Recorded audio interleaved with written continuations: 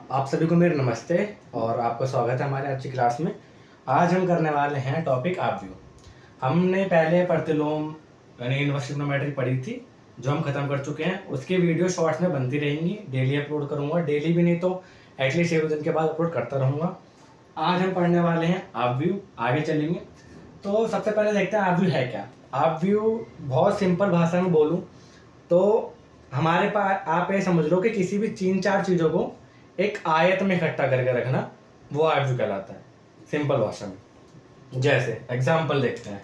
मान लो कि मैं हूँ, मेरा नाम है निशु, ठीक है। मेरे पास कुछ रुपए हैं। अब रुपए कैसे हैं कि भाई मेरे पास कुछ 5 रुपए के सिक्के भी हैं, कुछ 10 रुपए के सिक्के भी हैं, कुछ 2 रुपए के सिक्के भी हैं। अब मान लो ये मेरे पास 10 हैं, ये 12 है, ये 8 है। एक मेरा दोस्त है, उसका नाम है अमन। उसके पास भी यही है 5 रुपए, 10 रुपए और 2 रुपए के सिक्के। अब उसके पास ये मान लो कि ये 14 है, ये 6 है और ये 1 है। हमारे पास ये इंफॉर्मेशन दी हुई है।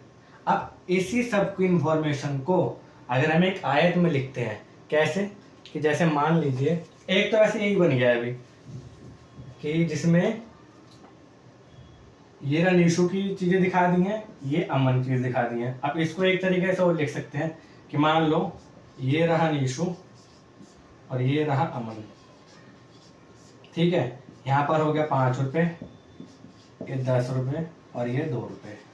अब निशु के पास 5 से कितने हैं? 10।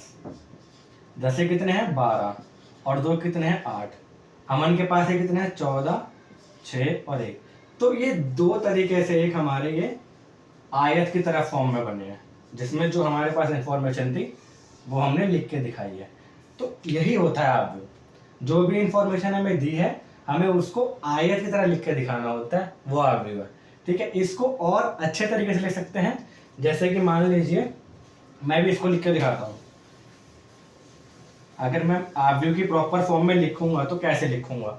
आपव्यू की प्रॉपर फॉर्म क्या होती है कि या तो हम उसको इस ब्रैकेट में लिख सकते हैं या इस ब्रैकेट में, ठीक है। अब हमारे जो सिलेबस है उसमें हम इस वाले ब्रैकेट का यूज कर रहे हैं, तो हम इसमें लिखेंगे। तो कैसे लिखेंगे कि ये रहा हमारा आपव्यू का सिंबल, साइन आ गया, ठीक है। क्या क्या है? 10, 14, 12, 6, 8, 1। तो यानी जो हमारे पास ये इंफॉर्मेशन दी हुई है, अगर मैं उसको आपव्यू की फॉर्म में लिखूंगा तो वो कुछ ऐसा आएगा, ठीक है। इस आपव्यू को अगर मेरे को बताना है कि क्या नाम देना है, तो हमेशा आपव्यू का नाम भी देते हैं, वो होता है कैपिटल लेटर में। तो कुछ भी दे सकते हो आप, पर वो कैपिटल होना चाहिए। जैसे मान लो मैं ये बोल रहा हूँ ए, तो इसका मतलब क्या है? इसका मतलब एक आपव्यू ए है जो क्या दर्शाता है कि निशु और अमन के पास जो 5 और 10 और 2 रुपए के सिक्के हैं, उनकी संख्या को दर्शाता है, ठीक है। एक और एग्जाम्पल हमने भी करा था, इसमें हमने क्या करा था, निशु और अमन की पोजीशन चेंज कर दी थी। जैसे यहाँ पर निशु आ गया था, यहाँ अमन आ गया था, ठीक है। यहाँ पर 5 रुपए के सिक्के, यहाँ पे 10 और यहाँ पे 2। नंबर तो मैं भूल गया हूँ, तो मैं कुछ भी रैंडमली लिख दे रहा हूँ, ठीक है। मान लो ये थे।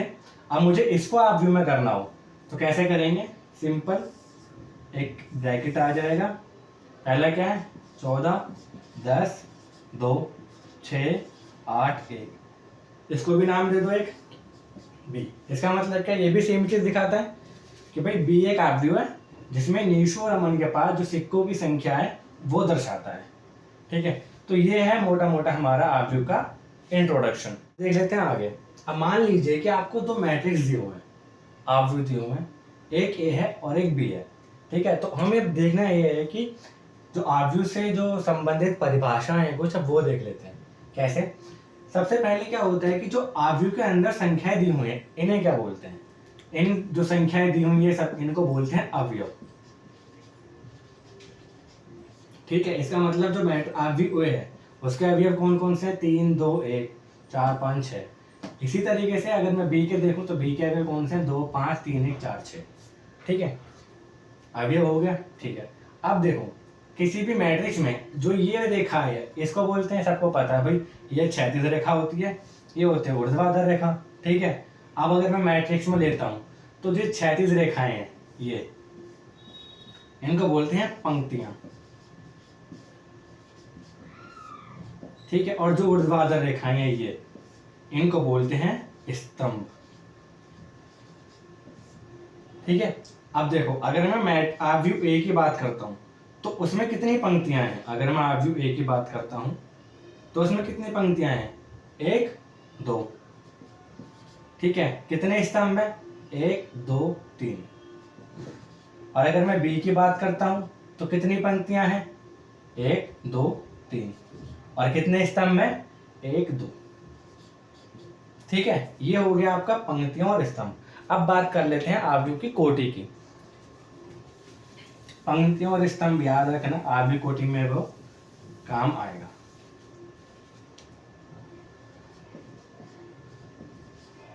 आव्यूह की कोटि, आव्यूह की कोटि कुछ नहीं है। मान लो कोई आपको आव्यूह दे रखा है जिसमें m पंक्तियां हैं और n स्तंभ है, तो उस आव्यूह की जो कोटि होगी वो होगी m इंटू n, ठीक है। जैसे अगर मैं मान लो मैं a लेता हूं, आव्यूह a लेता हूं, तो आव्यूह a की कोटि क्या होगी मेरे पास? कितनी पंक्तियां हैं? 2। कितने स्तंभ है? 3। याद रखना, पहली वाली जो संख्या होगी वो हमेशा पंक्ति के लिए ही होगी और दूसरी वाली जो होगी वो स्तंभ के लिए होगी। अगर मैं बी की कोटि लेता हूं तो बी में कितने पंक्तियां हैं? 3। और स्तंभ कितने हैं? 2। तो ये हो गया हमारा बी की कोटि, ये हो गई हमारी ए की कोटि। अब एक चीज और देख लेते हैं,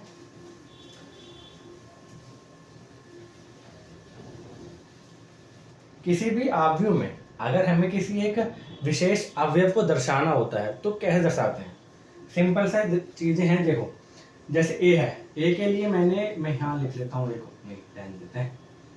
ए है ये, जो अंदर के जो अवयव होंगे, मैट्रिक्स का जो नाम होगा वो होता है कैपिटल लेटर में, और जो अवयव होते हैं उसको हम दर्शाते हैं स्मॉल लेटर में, ठीक है। तो ए के जितने भी अवयव होंगे वो स्मॉल ए से दर्शाएंगे और जो बी के होंगे वो स्मॉल बी दर्शाएंगे।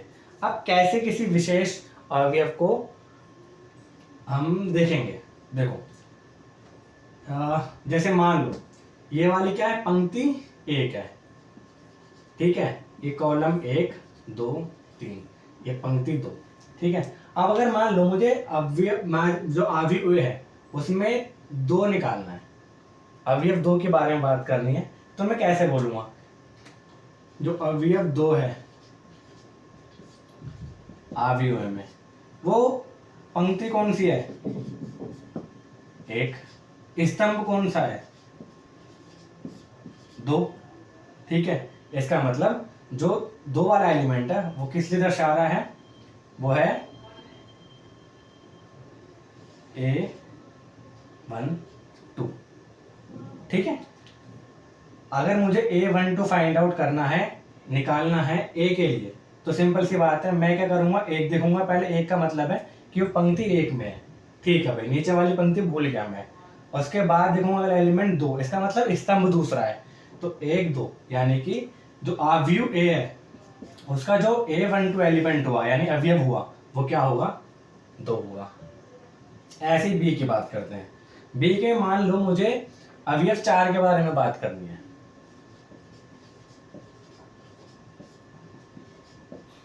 अवयव 4 किसमें है? पंक्ति कौन सी है उसकी? तीसरी, ठीक है। स्तंभ कौन सा है उसका? पहला। तो मुझे अगर इसको लिखना होगा एलिमेंट अवयव की फॉर्म में तो कैसे लिखूंगा मैं? B3 1।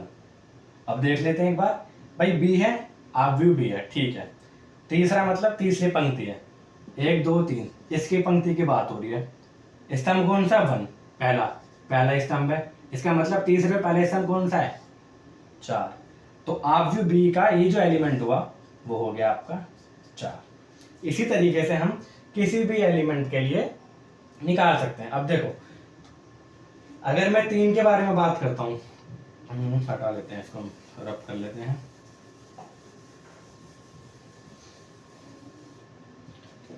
इस आव्यूह के बारे में बात कर लेते हैं। 3 के लिए क्या हो जाएगा? A 1 1। पहला पंक्ति पहला स्तंभ, ये क्या हो जाएगा 1 2। पहली पंक्ति दूसरा स्तंभ, 1 के लिए क्या हो जाएगा 1 3। ठीक है, ऐसे ही 4 के लिए क्या हो जाएगा 2 1। दूसरी पंक्ति पहला स्तंभ, 5 के लिए क्या हो जाएगा 2 2, और 6 के लिए क्या हो जाएगा 2 3। ठीक है, अब बी के लिए बात कर लेते हैं। सिंपल सी है, B1 1, B1 2, B2 1, B2 2, B2 3, sorry B3 1, पंक्ति तीसरी है, और B3 2, ये बी के लिए आ गया। इसी तरीके से हम किसी भी मैट्रिक्स के कितने भी अवयव हों उनको दर्शा सकते हैं एक वेरिएबल के फॉर्म में। तो अभी हमने पढ़ा था कोटियों के बारे में। ठीक है, मैट्रिक्स यही लेता हूँ, आप भी लेता हूँ मैं, उसमें क्या है भाई, इसकी कोटि कितनी है 2 गुणा 3। तो इस कोटि से क्या क्या पता चल सकता है, एक ही चीज कि इसमें कितने अवयव हैं। हमेशा जो अवयव की संख्या होगी वो इन दोनों के गुणनफल के बराबर होगी, यानी 3 दूनी 6 अवयव है। ऐसे ही इसमें देखते हैं बी के लिए क्या कोटि है 3 गुणा 2, तो इसमें कितने अवयव कुल होंगे 6, 3 दूनी 6। ठीक है, अब मान लो हमें उल्टा कर दिया कि अवयव दे रखा है कि कितने अवयव हैं, और हमसे पूछा गया है कि कितनी संभव कोटियां बनेंगी। तो वो कैसे करेंगे, कितनी संभव कोटियां होंगी वो कैसे करेंगे, वो देख लेते हैं। कि इसको लेके चलते हैं, अवयव दे रखे हैं हमें 6 और हमसे पूछा भाई उसकी कितनी संभव कोटियां बनेंगी। हमें इतना पता है कि जो अवयव की संख्या है वो क्या दिखाती है, पंक्ति गुणा में स्तंभ की संख्या, और हमें यही निकालना है। तो बस हमें करना क्या है कि ऐसी दो संख्याएं सोचनी है, निकालनी है जिनका गुणनफल 6 के बराबर आता हो। तो कैसे होगा, सबसे पहले क्या आएगी 1 गुणा 6, इसी का उल्टा कर दो 6 गुणा 1, 2 3 6, 3 दूनी 6। भाई इसके अलावा तो हमारे पास कोई संख्या ऐसी दो है नहीं कि जिनका हम गुणनफल करें, गुणा करें तो वो 6 आए। यही 4 चीज आ रही है, इसका मतलब ये चारों हमारी संभव कोटियां हो जाएंगी।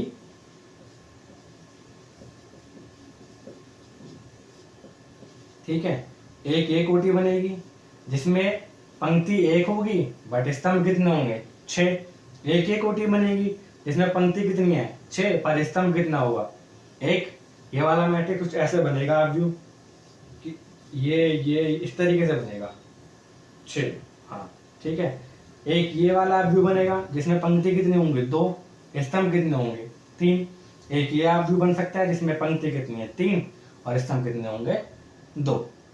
तो हमारी जो बुक दी हुई है उसमें कुछ सवाल हैं ऐसे ही टाइप के हैं, तो उनको देख लेते हैं फिर आगे बढ़ेंगे। बुक में हमारा पहला सवाल है वो देख लेते हैं। हमें क्या दिया हुआ है, हमें दिया हुआ आव्यूह दिया हुआ एक है। हमें 3 चीज पूछी है, सबसे पहले आव्यूह एक की कोटि, दूसरा आव्यूह की संख्या, और तीसरे कुछ अवयव निकालने हैं जो इस आव्यूह में है। सबसे पहले आव्यूह कोटि। कोटि क्या बताया था मैंने, पंक्ति गुणा स्तंभ। कितनी पंक्ति हैं 3 पंक्ति हैं, तो ये आ गया 3 गुणा स्तंभ कितने हैं 1 2 3 4 स्तंभ है। तो कोटि क्या होगा इस आव्यूह की 3 गुणा 4। अब ये संख्या निकालते हैं। बताया था मैंने अभी कि भाई जो कोटि और जो कोटि है उसका एक गुणनफल है, इसका मतलब 3 चौके 12 कितने हो गए हमारे अवयव हो गए। अब देख लेते हैं, ये मुझे ये अवयव निकालने हैं। तो सबसे पहले मैं निकालता हूँ A1 3। 1 का मतलब है पंक्ति पहली, 3 का मतलब है तीसरा स्तंभ। पहली पंक्ति तीसरा स्तंभ 1 2 3, क्या आ रहा है 19। A1 3 कितना आ गया मेरा 19। अब आता है A21 पे, दूसरी पंक्ति पहला स्तंभ, दूसरी पंक्ति पहला स्तंभ यही है, तो अवयव कौन सा हो गया 35।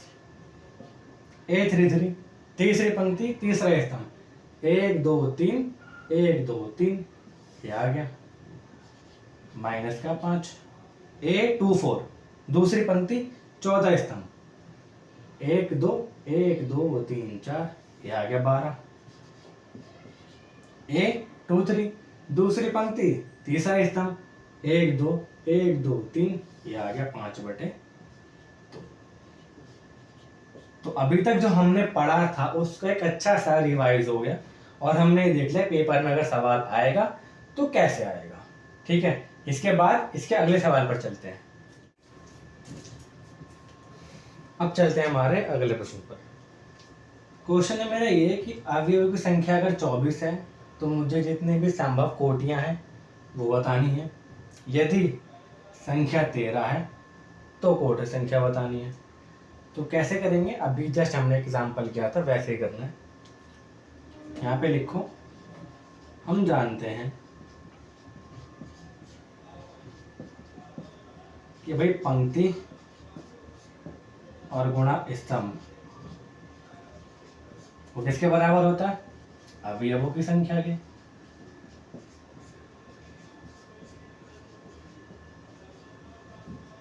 ठीक है, पहला क्या दे रखा है हमें 24, यानी कि हमें वो दो संख्याएं निकालनी है या ऐसे युग्म निकालने हैं जिनका गुणनफल 24 के बराबर हो।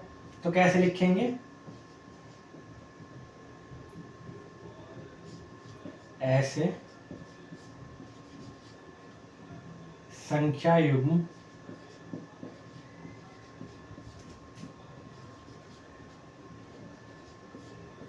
जिनका गुणनफल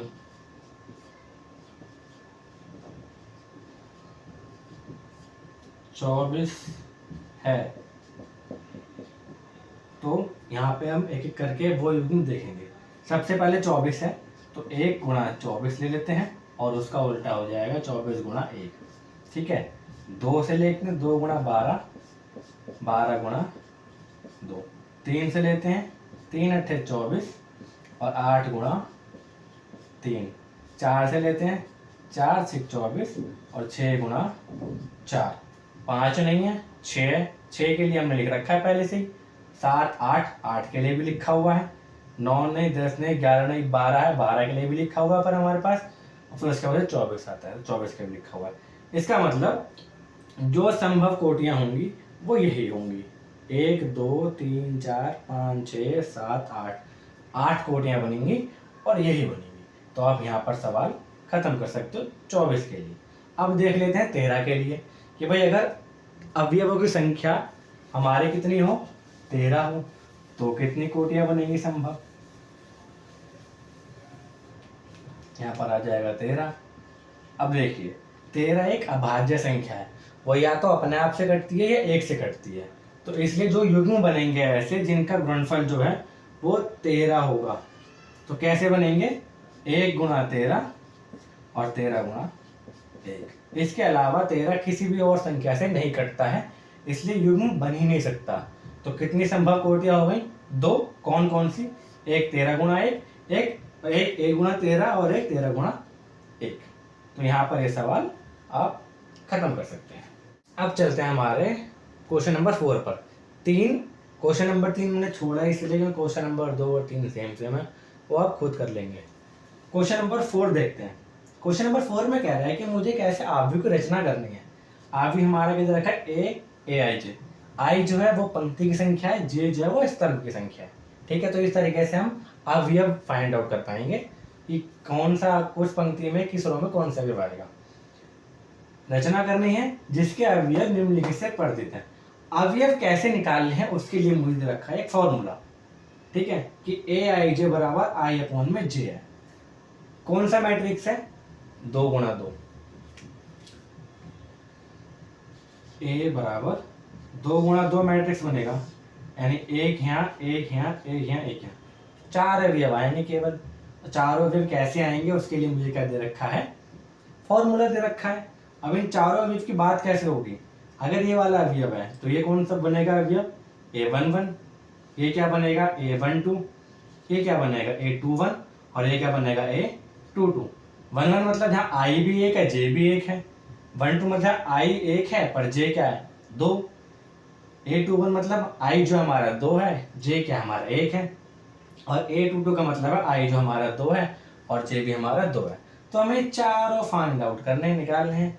तो अब देख लेते हैं कैसे करेंगे। यहाँ पे लिखो सबसे पहले अवयव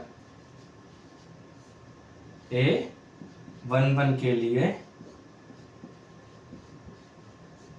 I बराबर 1 है और J बराबर 1 है, इसीलिए जो A11 होगा वो क्या होगा, I भी मेरा 1 है और J भी मेरा 1 है, यानी A11 क्या होगा मेरा 1। इसी तरीके से अवयव A12 के लिए I बराबर क्या है मेरा 1 और J बराबर क्या है मेरा 2। तो A12 क्या हो जाएगा मेरा 1/2। इसी तरीके से अवयव A21 के लिए I मेरा क्या है 2, तो J कितना है मेरा 1, तो A21 कितना हो जाएगा 2/1, यानी कि 2। और अवयव A22 के लिए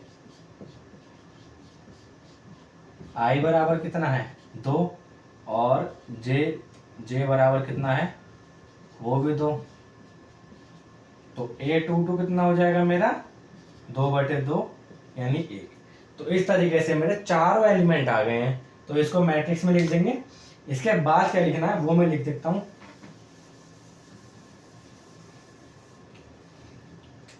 अतः जो A बनेगा वो क्या बनेगा A11, A12, A21, A22। अब इन सब अवयव को लिख दो। A11 क्या बना, अच्छा मैंने मिटा दिया, 1 बना। A12 क्या था 1/2, ये 2 था और ये क्या 1। तो ये हमारा मैट्रिक्स की रचना हो गई। चलते हैं हमारे अगले क्वेश्चन पर। क्वेश्चन 5 बोल रहा है मुझे अवयव बनाना है 3 गुना 4 कोटि का, ठीक है, जिसमें जो अवयव होंगे वो कैसे निकलेंगे, इस फॉर्मूले से निकलेंगे। सबसे पहले अवयव के कोटि क्या है 3 गुना 4, कितने अवयव होंगे 12। तो कैसा बनेगा 3 रो बनेंगी, यानी A11, A21, A23। कितने स्तंभ बनेंगे 4, A12, A13, A14, ऐसे A22, A23, A24, यहाँ पर गलत लिख दिया मैंने, यहाँ पर 31 आएगा, A32, A33 और A34। ये अवयवों की संख्या होगी, 12 अवयव निकलेंगे।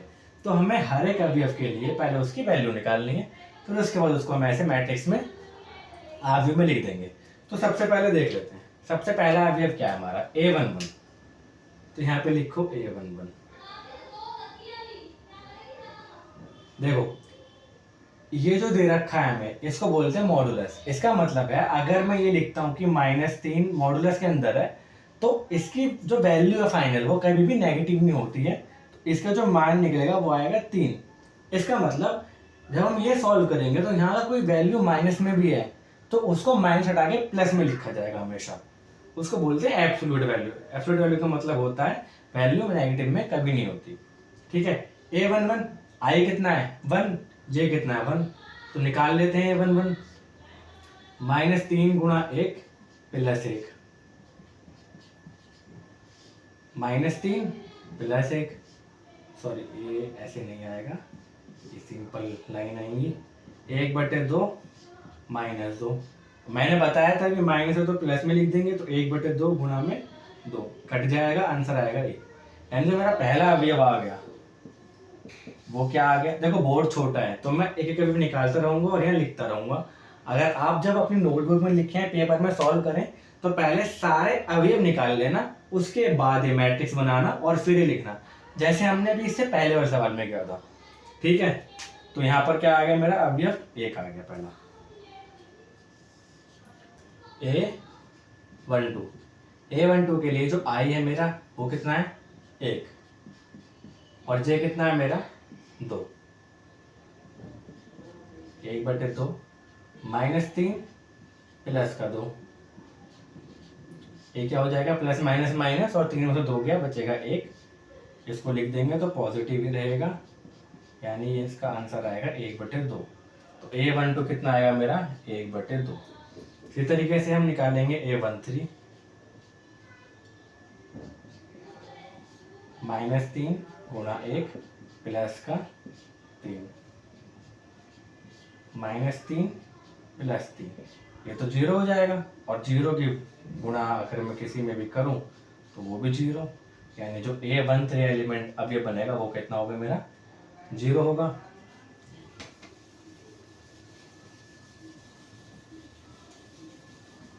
अब निकाल लेते हैं A14। A14 कैसे निकालेंगे 1/2 -3 गुणा में 1 और प्लस में 4 -3 गुणा 1 -3 प्लस 4 प्लस माइनस माइनस 4 में 3 गया 1 और बड़ी संख्या के चिन्ह जो प्लस है तो प्लस ही रहेगा तो 1 आ जाएगा, यानी ये आ गया मेरा 1/2। ये एलिमेंट आ गया 1/2। अब निकालेंगे हम A21। दूसरी पंक्ति के लिए आ जाते हैं जहाँ हमारे आई की वैल्यू कितनी है 2 और जे की वैल्यू कितनी है 1। तो 1/2 -3 गुणा 2 प्लस का 1, 1/2 -6 प्लस का 1, 1/2 माइनस के 5 और प्लस करेंगे तो 1/2 गुणा में 5, यानी कि आंसर आएगा मेरा 5/2। तो ये आ जाएगा 5/2। इस तरीके से हमें सारे ही एलिमेंट निकालने हैं जितने भी अवयव हैं, तो अभी हमारा पूरा मैट्रिक्स बनेगा। ठीक है, तो अब आ जाएगा हमारा A22। आई मेरा कितना हो गया 2 और जे कितना है मेरा 2, 3 दूनी 6 माइनस का प्लस का 2 प्लस माइनस माइनस 6 में 2 हो गया 4 और इसको अगर पॉजिटिव लिखेंगे तो 1/2 गुणा में 4 यानी 2 दूनी 4। आंसर कितना आया 2। A22 कितना आ गया मेरा 2। अब निकालेंगे A23 माइनस का 3 गुणा 2 प्लस का 3, 1/2 माइनस का 6 प्लस का 3, बार बार को लिख दे रहा हूँ मैं, 1/2 माइनस का 3 और इसको लिखेंगे तो 1/2 गुणा में 3 यानी कि 3/2। तो मेरा आ गया 23।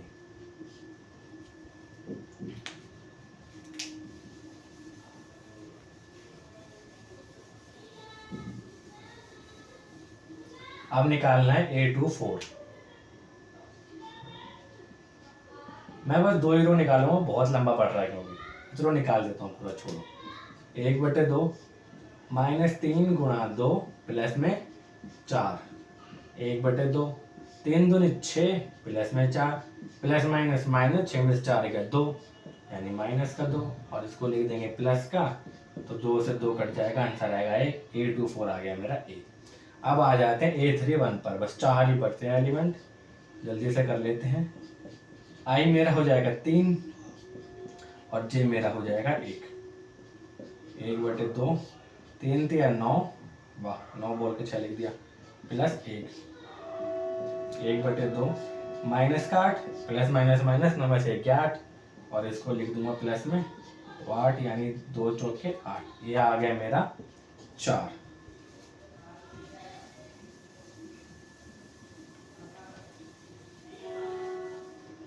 अब निकालूंगा A32। 1/2 माइनस का 3 गुणा 3 प्लस का 2 माइनस का 9 प्लस के 2 माइनस का 7 आ जाएगा और प्लस बाहर निकालते तो आंसर आएगा 7/2। A32 आ गया मेरा 7/2। अब आते हैं A33 पर। 1/2 -3 गुणा 3 प्लस का 3। 1/2 -3 9 प्लस का 3 प्लस माइनस माइनस 9 में 3 का 6। 1/2 माइनस का 6 और अगर मैंने प्लस बाहर लिया ब्रैकेट के तो प्लस का आएगा तो 2 × 6 तो ये आ जाएगा 3। हमारा लास्ट एलिमेंट है A34। उसको और देख लेते हैं कैसे निकालेंगे, क्या आएगा। निकालना तो पता ही है हमें कैसे निकाल रहे हैं। A34 -3 गुणा 3 प्लस का 4। 1/2 -3 गुणा -3 9 प्लस का 4।